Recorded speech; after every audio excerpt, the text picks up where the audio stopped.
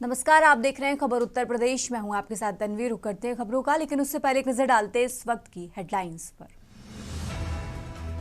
25 दिसंबर को लखनऊ आएंगे PM Modi. Traffic व्यवस्था में हुआ बड़ा बदलाव। 24 दिसंबर की रात 12 बजे कार्यक्रम समाप्ति तक बदलाव। प्रदेश के 222 प्राइवेट और 26 सहकारी अस्पतालों में हो रहा कैंसर का इलाज। डिप्टी सीएम ब्रजेश पाठक बोले, कफ सिरप से यूपी में नहीं हुई कोई मौत। यूपी पंचायत चुनाव की पुनरीक्षित वोटर लिस्ट का प्रकाशन आज 24 से 30 दिसंबर तक कर सकेंगे दावे आपत्तियां। यूपी के आंगनबाड़ी केंद्रों पर मिलेगा रेसिपी आधारित पुष्टाहार। 7 कैटेगरी में दिया जाएगा सप्लीमेंट्री न्यूट्रिशन। 1 जनवरी 2026 को 18 साल की आयु पूरी कर चुके युवाओं के पास वोटर बनने का मौका। 24 दिसंबर से वोटर बनने के लिए भर सकेंगे फॉर्म। यूपी होमगार्ड की लिखित परीक्षा की तिथि घोषित। 25 से 27 अप्रैल तक 3 दिन में होगी परीक्षा। आप देख रहे हैं के न्यूज, खबरों का सारथी। और चलिए अब रुक करते हैं खबरों का और शुरुआत करते हैं लखनऊ की खबर से। लखनऊ से बड़ी खबर आपको बता रहे हैं। माघ मेले को लेकर परिवहन निगम की तैयारी पूरी हो गई है। तो माघ मेले में 3800 बसों का संचालन किया जाएगा। राजधानी लखनऊ से ये बड़ी खबर आपको बता रहे हैं। मुख्य स्नान पर्वों पर 200 अतिरिक्त बसों की व्यवस्था की गई है।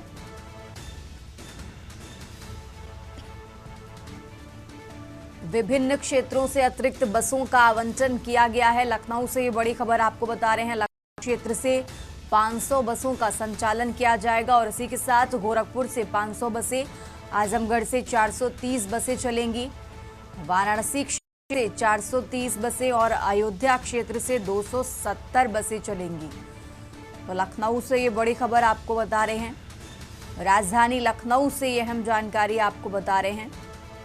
माघ मेले को लेकर परिवहन निगम ने अपनी तैयारियां पूरी कर ली हैं। तो माघ मेले को लेकर परिवहन निगम ने अपनी तैयारियां पूरी की। मुख्य स्नान पर्वों पर 200 अतिरिक्त बसों की व्यवस्था की गई है।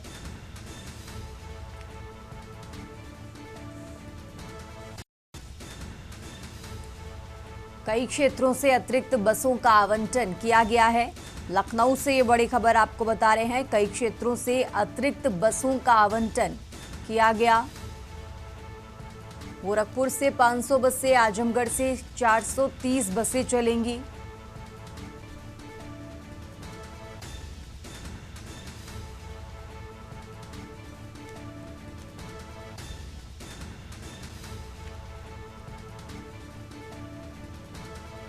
तो माघ मेले को लेकर परिवहन निगम ने अपनी तैयारियां पूरी की हैं। लखनऊ से ये बड़ी खबर आपको बता रहे हैं। स्नान पर्वों पर 200 अतिरिक्त बसों की व्यवस्था की गई है। विभिन्न क्षेत्रों से अतिरिक्त बसों का आवंटन किया गया।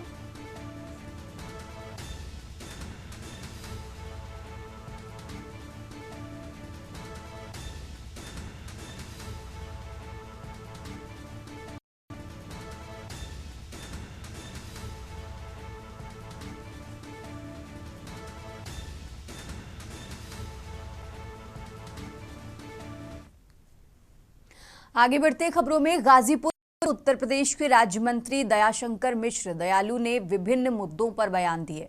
उन्होंने समाजवादी पार्टी के अध्यक्ष अखिलेश यादव के अहीर रेजिमेंट बनाने के बयान प्रतिक्रिया व्यक्त की है। इसके अतिरिक्त मंत्री ने एसआईआर और बिहार के मुख्यमंत्री नीतीश कुमार से जुड़ी एक घटना पर भी अपनी बात रखी। अखिलेश यादव के बयान पर प्रतिक्रिया देते हुए दयाशंकर मिश्र ने कहा कि सेना की पवित्रता बनाए रखने के लिए इस तरह की बातें शोभा नहीं देती।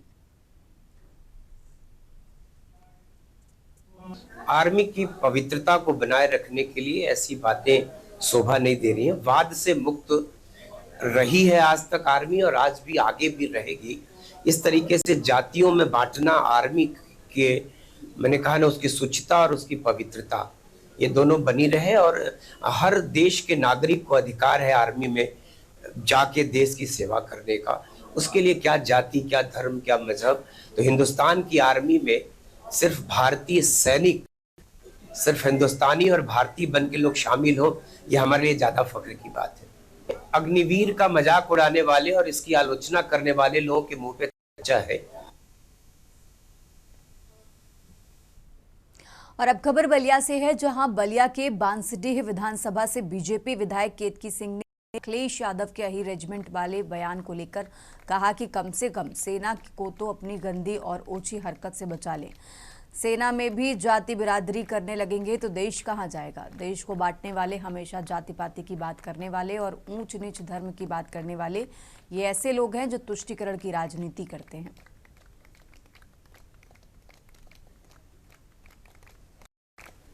मुझे लगता है कि अखिलेश यादव जी को ये समझने की जरूरत है कि कम से कम सेना को तो अपनी गंदी और ओछी मानसिकता से वह बचा लें।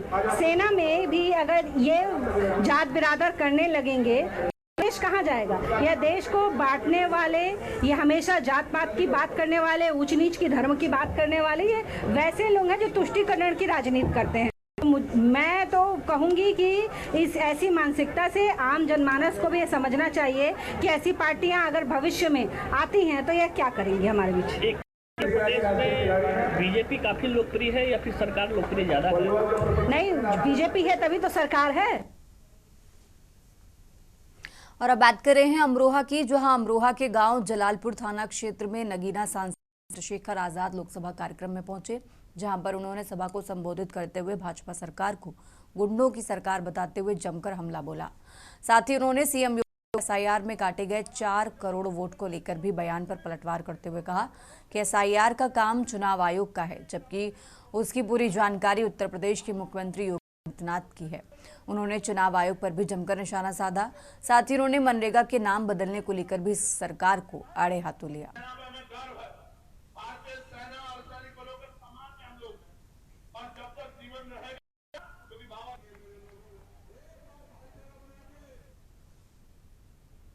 और अब खबर बुलंदशहर से है, जहां साल 2016 में परिवार को बना मां बेटी से दरिंदगी करने वाले 5 आरोपियों को कोर्ट ने आजीवन कारावास की सजा सुनाई है। साथ ही प्रत्येक आरोपी पर करीब 1000 रुपए जुर्माना भी लगाया है। अपर जिला सत्र न्यायाधीश पॉक्सो ओम प्रकाश तृतीय ने 29 जुलाई 2016 को हुए दुष्कर्म मामले की सुनवाई करते हुए गवाहों के बयानों और दोनों पक्षों के अधिवक्ताओं की बातें सुनी और जिसके बाद ये फैसला सुनाया।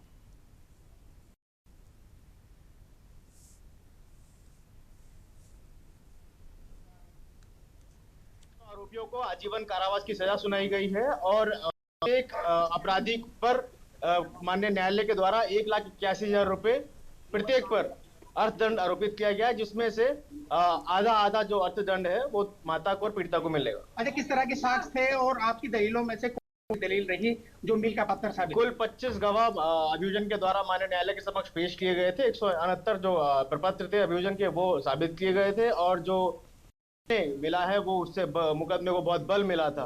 अच्छा, कोर्ट ने किसी तरह की इस मामले में कोर्ट माननीय न्यायालय ने all the credits go to the honourable court of the OP Verma साहब। कोर्ट ने ये संदेश दिया है कि जो डेमन से इस तरह से उनको सभ्य समाज से दूर रखकर जेल में रहना चाहिए। उत्तर प्रदेश के बागपत में उत्तर प्रदेश महिला आयोग की अध्यक्ष बबीता चौहान चंद कार्यक्रम में पहुंची, जहां उन्होंने बिहार के मुख्यमंत्री नीतीश कुमार के हिजाब खींचने वाले मामले में उनका समर्थन किया। उन्होंने कहा कि बहुत सारी चीजें ऐसी होती हैं, जब हम हिजाब लगाए होते हैं तो हम उन अनुमान नहीं कर पाते ये कैसे हो रहा है, क्योंकि जब हम ऐसी जगह जाते हैं जैसे कहीं ऑफिस में या ऐसी जगह, तो वो ऐसी जगह नहीं होती कि जहां हम अपना चेहरा नहीं दिखा सकते। उन्होंने कहा कि जब हम पासपोर्ट बनवाते हैं या ड्राइविंग लाइसेंस बनवाने जाते हैं, हम वोट बनवाने जाते हैं, जब भी हम चेहरा दिखाते हैं तो हमसे कोई परेशानी नहीं होनी चाहिए। महिला है तो वो महिला है, लेकिन क्योंकि कई सारी चीजें ऐसी होती हैं जब हम हिजाब लगाए होते हैं तो उसमें आइडेंटिफाई हम नहीं कर पाते कि कैसे हो रहा है। तो मैं तो सिर्फ यही कहना चाहूंगी कि जहां ऐसी चीजें हैं, क्योंकि जब हम ऐसे जाते हैं, चाहे तो वो किसी ऑफिस में है या कहीं ऐसी जगह, तो वो ऐसी सार्वजनिक जगह नहीं होती कि जहां हम अपना फेस नहीं दिखा सकते। जब हम पासपोर्ट बनवाने जाते हैं तब भी फेस दिखाते हैं, जब हम लाइसेंस तब भी देते हैं, तब हम वोटर आईडी बनवाते हैं तब भी फेस दिखाते हैं। तो मुझे लगता है कि इसमें कोई ऑब्जेक्शन नहीं होना चाहिए कि जब आप जहां जा रहे हैं और आपको अगर कहीं, अभी जैसे लाभ की मैं बात बताती हूँ, इतनी सारी महिलाएं मेरे पास थी लेकिन सबकी सिर्फ आंखें दिखाई दे रही थी। अब वो समझ में, अच्छा वो ये बताने को तैयार नहीं है कि हम उनको सरकारी लाभ मिल रहा है, ये सरकारी योजनाओं का लाभ मिल रहा है। अगर ऐसा तो ये तो गलत है ना, कि अगर हमें ये भी नहीं पता कि हम लाभ ले भी रहे हैं, वो बताने की भी इच्छुक चीज को, तो कई बार तो ऐसा फिर इरिटेशन सा भी होता ही है कि मतलब हम सरकार इतना कर रही है, हम महिलाओं के लिए इतना कर रहे हैं, अरे भाई हमसे कैसा नकाब। और अब खबर कानपुर से है, जहां कानपुर में स्कॉर्पियो चालक की दबंगई का वीडियो सामने आया है। पुरानी रंजिश के चलते स्कॉर्पियो चालक ने पहले एक ई ऑटो और 3 बाइकों को टक्कर मारी। इसके बाद बचाने के दौड़े करीब 15 लोगों को रोकने की कोशिश की, जिससे मौके पर अफरा तफरी मच गई। पूरी घटना सीसीटीवी कैमरे में कैद हो गई। ये घटना आपको बता दें जाजमऊ थाना क्षेत्र के संजय नगर बताई जा रही है। मेरे इंस्पेक्टर जाजमऊ से भी बात हुई। इन्होंने बताया कि ये एक मामूली सा विवाद था, जिसमें एक लड़के ने ऑटो चालक के हॉर्न बजाने पर उसके साथ आपत्ति करी।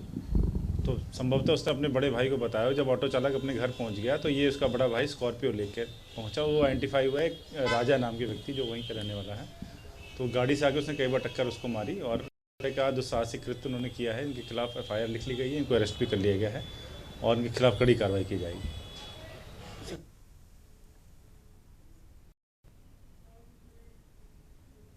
और अब खबर उन्नाव से है, जहां माखी थाना पुलिस ने 4 चोरों को गिरफ्तार कर शातिर चोर गिरोह का खुलासा कर दिया है।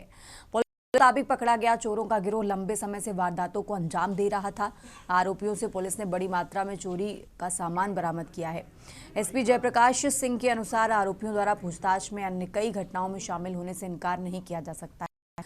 आरोपियों को कार्रवाई करते हुए उचित धाराओं में चालान करते हुए जेल भेजा जाएगा।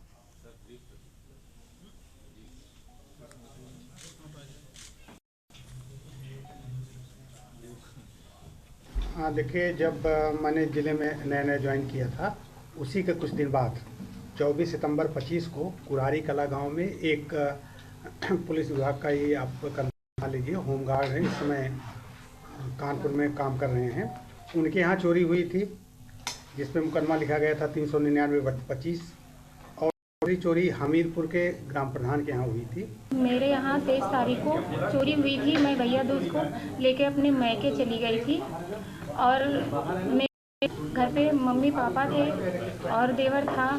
उसके बावजूद में ऐसे ऐसे लोग चोरी करने लगे तो गांव, और मैं ग्राम प्रधान संगीता वर्मा, ग्राम पंचायत आराडडिया, और मैं हमीरपुर की और मेरे यहाँ मेरा जेवर रखा था, पैसे रखे थे। फिलहाल यहाँ रुकते एक छोटे से ब्रेक के लिए।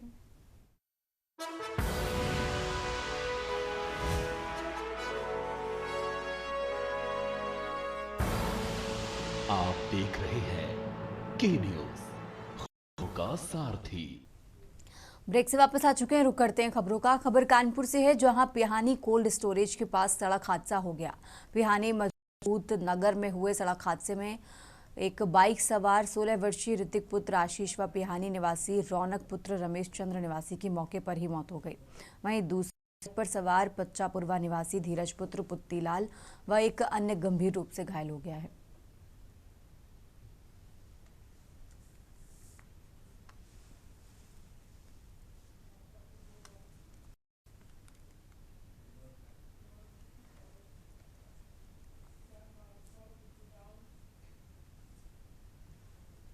और अब खबर आगे है, जहां आगरा जिले के बाह तहसील क्षेत्र में भारतीय किसान यूनियन राजनीतिक अपनी 10 सूत्री मांगों को लेकर एक विशाल महापंचायत का आयोजन किया। इस महापंचायत में बड़ी संख्या में किसान शामिल हुए और अपनी समस्याओं को खुलकर सामने रखा। महापंचायत में सबसे प्रमुख मुद्दा किसानों को यूरिया खाद की कमी का सामना करना पड़ा। किसानों ने बताया कि समय पर खाद उपलब्ध न होने से उनकी फसलें प्रभावित हो रही हैं। इसके अलावा बिजली, सिंचाई, मुआवजा और समर्थन मूल्य जैसे मुद्दों पर भी बातचीत की गई।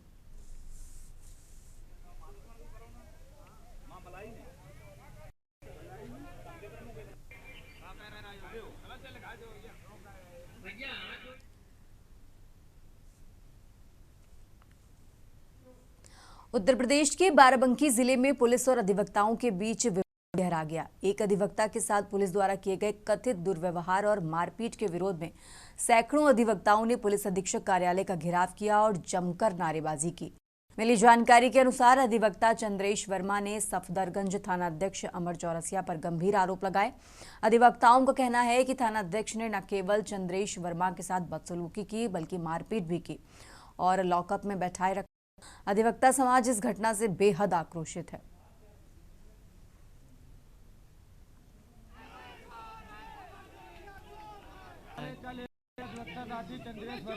मियाँ बीवी का झगड़ा था और उसको सुबह 8 बजे से रात के 8 बजे तक के इस कड़ाके की ठंड में लाकर में बंद रखा। उसको कई मारे, मैंने और मेरे महामंत्री जी ने फोन किया, उसके बावजूद भी उसका कोई रिस्पांस नहीं मिला। जबकि आने सुप्रीम कोर्ट का निर्णय है कि मैट्रिमोनियल केस में जब तक के एडीआर से या किसी संबंधित अधिकारी से समझौता न हो जाए तब तक किसी को लाकर नहीं बंद कर सकते। एक एप्लीकेशन दी गई, अटते खन वहाँ कुछ लोग पहले से इकट्ठा थे, उनके दलाल लोग, तो हमको मतलब जाके सीधे पैसे की 8 लाख रुपए की मांग कर रहे हैं। किस मांग किया था पैसे की? इसको कह रहा है कि दे दो 8 लाख रुपए। 8 लाख रुपए वो लोग कह रहे हैं, तो वो कह रहा दे दो, मतलब जाएगा। और आप उसके बाद में हमने कहा मैं नहीं दूंगा, हमें दिया नहीं, मैं नहीं दूंगा। और अब खबर देवरिया जिले से है, जहां भाटपार रानी थाना क्षेत्र के भरौली गांव से खौफनाक मंजर सामने आया है, जहां घरेलू विवाद के चलते एक पिता ने 3 मासूम बच्चों के साथ जहरीला पदार्थ खाकर अपनी जीवन लीला समाप्त करने की कोशिश की। परिजनों ने सभी को तत्काल इलाज हेतु अस्पताल पहुंचाया। इलाज के बाद चारों की स्थिति सामान्य बनी हुई है। बताया जाता है कि भाटपार रानी थाना क्षेत्र के भरौली गांव के रहने वाले राजू गौड़ ने अपने 3 मासूम बच्चों के साथ जहरीला पदार्थ खा लिया था। माँ बाप का परवरिश से होता तो आज हमारा ये दिन नहीं देखना होता। वो साली हमसे बोली और उसको उसी के बोलने पर मैं लेकर चला आया, तो मेरे को ये भी दासा देखना पड़ रहा है। वही बोली तब मैं लेकर आया, नहीं तो मैं लेकर नहीं आता। मेरा भाई का पत्नी का बहन थी, वो मेरी घर का साली लगती थी। ग्राम भरौली, थाना भाटपार रानी, जनपद देवरिया क्षेत्र के अंतर्गत एक व्यक्ति जिसकी उम्र 35 वर्ष है, अपनी पत्नी से विवाद के चलते स्वयं व अपनी जुड़वा बेटियों जिनकी उम्र 4 साल है व एक बेटा जिसकी उम्र 1.5 वर्ष है, चारों ने मिलकर एक जहर खा लिया। सूचना प्राप्त होते ही चारों को उचित इलाज हेतु पीएचसी भाटपार रानी ले जाया गया, जहां से उनको देवरिया हेतु रिफर कर दिया गया। मौके पर स्थिति सामान्य है और शांति व्यवस्था कायम है। और अब खबर संभल से है, जहां कोहरे के मद्देनजर यातायात सुचारू बनाए रखने के लिए आरटीओ व यातायात पुलिस ने जागरूकता अभियान चलाया। संयुक्त अभियान के तहत बहजोई इलाके में सड़क दुर्घटनाओं की आशंकाओं को देखते हुए संबंधित दोनों विभागों ने मुख्यमंत्री योगी आदित्यनाथ के निर्देशों के अनुपालन में लोगों को जागरूक बनाया। अधिकारियों ने सड़क किनारे व्यवस्थित रूप से ई रिक्शों की पार्किंग समाप्त करने पर जोर दिया, जिससे यातायात प्रभावित न हो सके।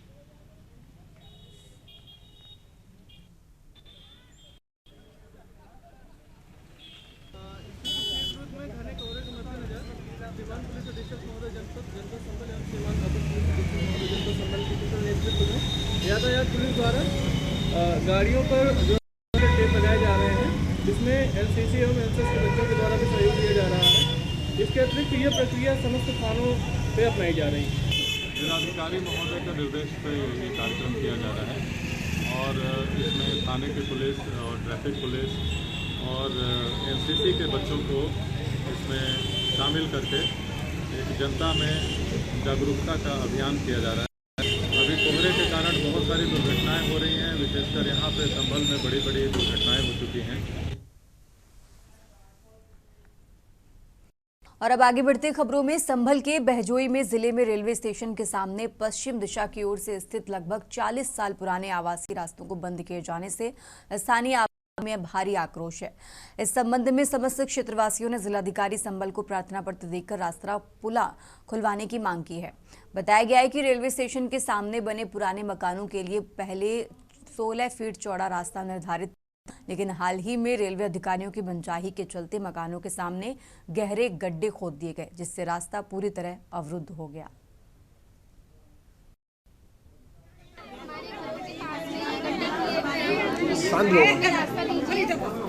जी, किसने बंद कर दिया आपकी रास्ता?